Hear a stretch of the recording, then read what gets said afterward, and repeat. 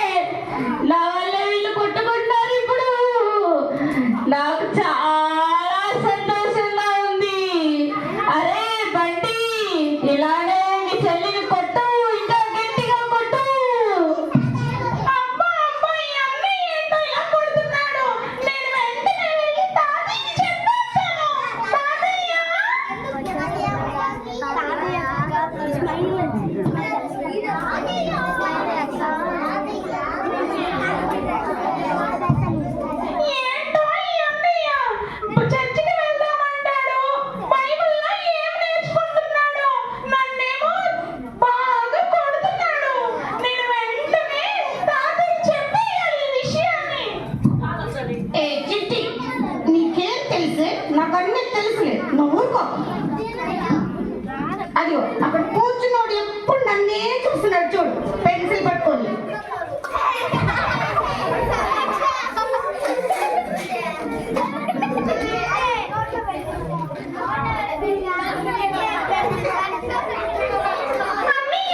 నీకొకటి చెప్పనా? బైబిల్లో అబ్రహాం ఏం చేశాడో నీకు తెలుసా? తెలుసులే, చిట్టి. అట్లు చేశాడు, అట్లు చేశాడు. నేను తిన్నా, నీకు తెలుసా?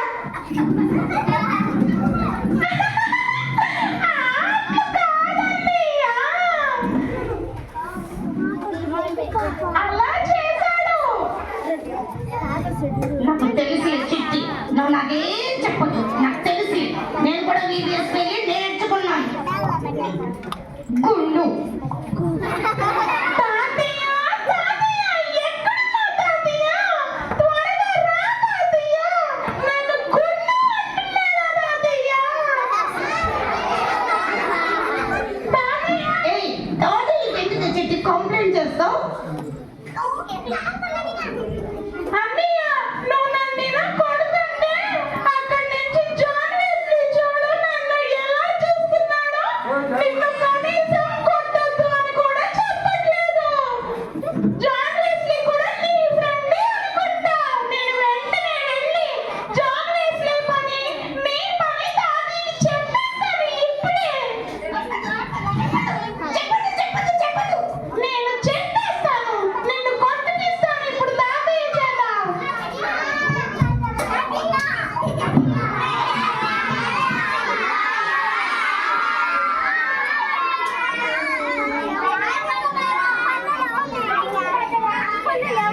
మన వాళ్ళు సమానం కొట్టుకుంటూనే ఉంటారు.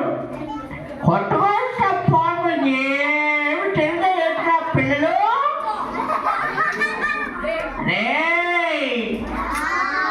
అదే బంటు చెల్లిది చింటిని ఎందుకురా కొడతావు? కొట్టుకొట్టు కదూ. బైబిల్లో ఏముందో తెలుసా నీకు నాయనా?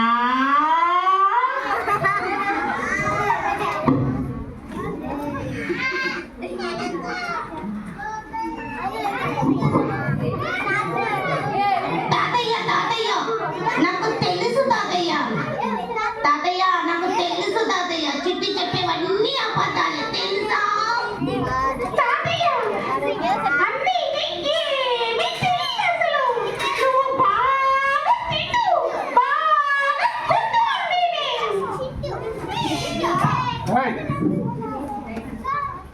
నాయనా బంటు చెల్లిని కొట్టుకుంటున్నానా? నువ్వు చదువుకు వస్తే వేసవికి వచ్చావుగా, అప్పుడు నీకు నేను చాలా పాఠాలు చెప్పాను. మన ఊరు బేటల్లో జరుగుతుంది. అప్పుడు తీసుకెళ్తే వచ్చావా నాయనా? అవును తాతయ్య, చెప్పారు. నాకు తెలుసు.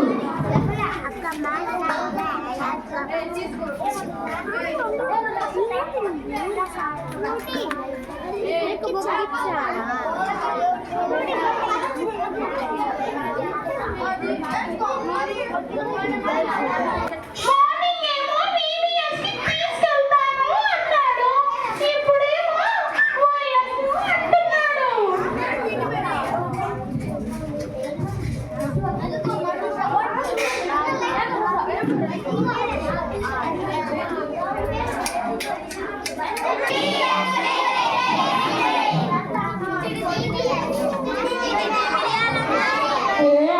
రెడ్ గర్ల్ అమ్మ ఎంత బాగా పడుతుందో. మా చిట్టికి అయితే తెలియదు కానీ ఈ గర్ల్ చాలా బాగా పడుతుంది. అమ్మో, మా మమ్మీ వచ్చేసింది. ఏ బంటి, ఏం చేస్తున్నావు? బంటి, చిట్టి ఎక్కడున్నారు? ఉన్నారా అసలు? బంటి, చిట్టి ఏమండి, మీరు ఉన్నారా? ఉన్నారా అండి?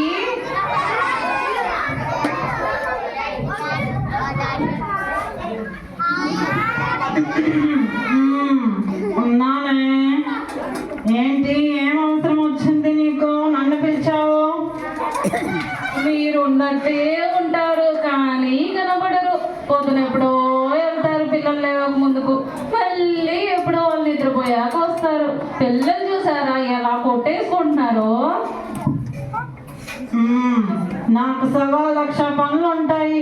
నేను కూడా డ్యూటీకి వెళ్ళాలి రావాలి కదా. ప్రతి ఒక్క కంప్లైంట్ నా దగ్గరకు తీసుకొస్తావు. పిల్లల్ని నువ్వే కదా చూసుకోవాలి. నేనే చూసుకుంటున్నాను కానీ నేను కూడా ఉదయం డ్యూటీకి వెళ్ళి ఇంట్లో పనులు చేస్తూ ఉంటాను కదా. మీరు నాకు కొంచెమైనా హెల్ప్ చేయాలి కదండి. కనీసం ఒక్క విషయంలో కూడా సహాయం చేయరు. మీరు అసలు ఆ పిల్లల్ని పట్టించుకోరు. మీరు ఇంటి యజమాని కదా, కాస్తైనా సహాయం చేయాలి కదా. అవన్నీ నువ్వు నాకు చెప్పకూడదు. ఏం పనులున్నా నువ్వే చూసుకోవాలి. నా దగ్గరికి ఏదైనా కంప్లైంట్ తీసుకోవద్దు. పిల్లల్ని సరైన దారిలో పెట్టాల్సింది నువ్వే కదా. బంటి బంటి చిట్టి దయచేసి మీరు కొట్టుకోకండి రా. మీ డాడీ చెప్తే మీ డాడీ పట్టించుకోడు. ఏంటో నా పని. వీళ్ళిద్దరి మధ్యలో కూడా నేను వచ్చేసాను. వీళ్ళిద్దరికి కూడా ఇలానే గొడవలు పెడితే నేను చాలా సంతోషంగా ఉంటాను. కమాన్ కొట్టుకోండి, ఇలానే కొట్టుకుంటూ ఉండాలి. మీరు ఎంత కొట్టుకుంటే నేను అంత హ్యాపీగా ఉంటాను.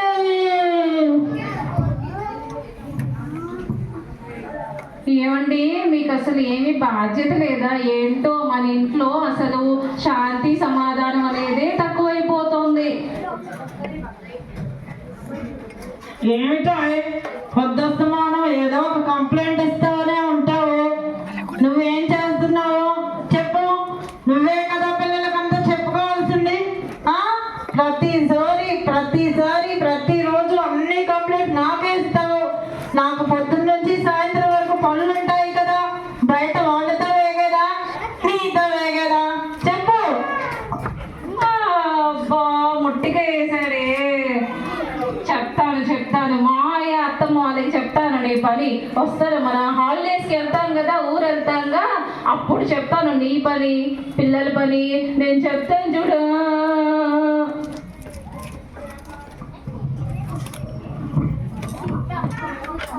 చెప్పకుండా మీ మధ్య గొడవ ఆగదు.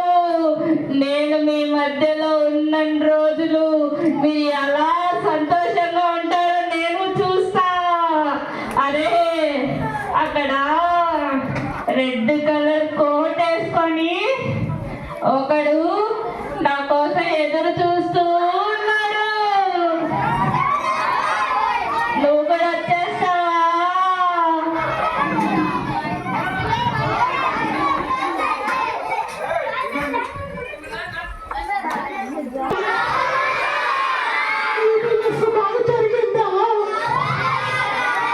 పాటలన్నీ నేర్చుకున్నారా?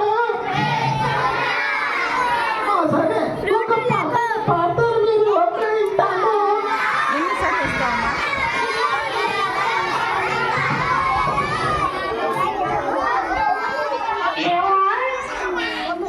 మన ఊర్లో పేటలోనే విలేజ్లో పిల్లలు